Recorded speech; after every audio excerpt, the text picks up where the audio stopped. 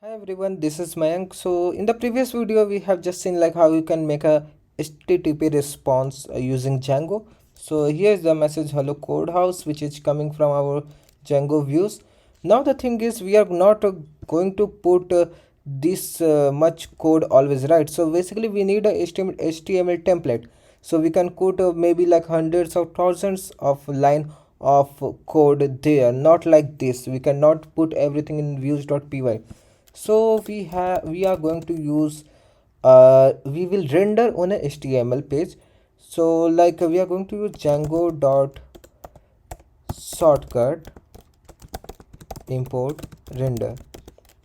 Now let's return into the uh, render into HTML file. So it's like a request, then file name, like for the file name I will make it as hello.html. And also you can make the third variable which will be the context, but for this video I am not going to use context. I will show you in the second next video. Basically like it will be a little advanced. So in this video we are just going how to set up. Okay, we are just going to set up here.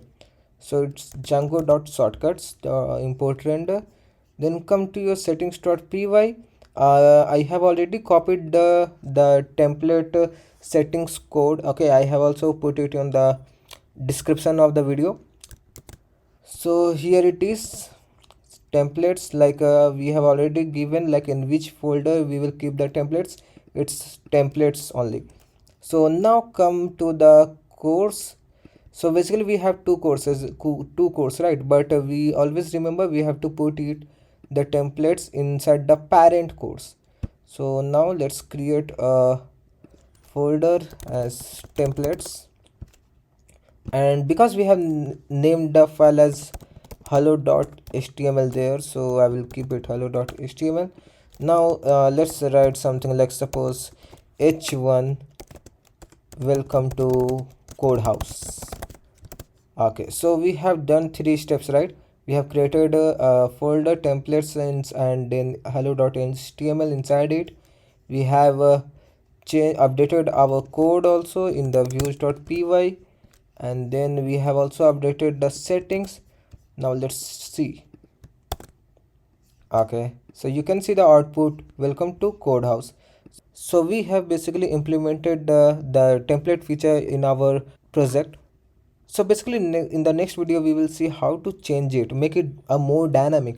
Like we can change the variable. It's not welcome to code house, it can be welcome to my house.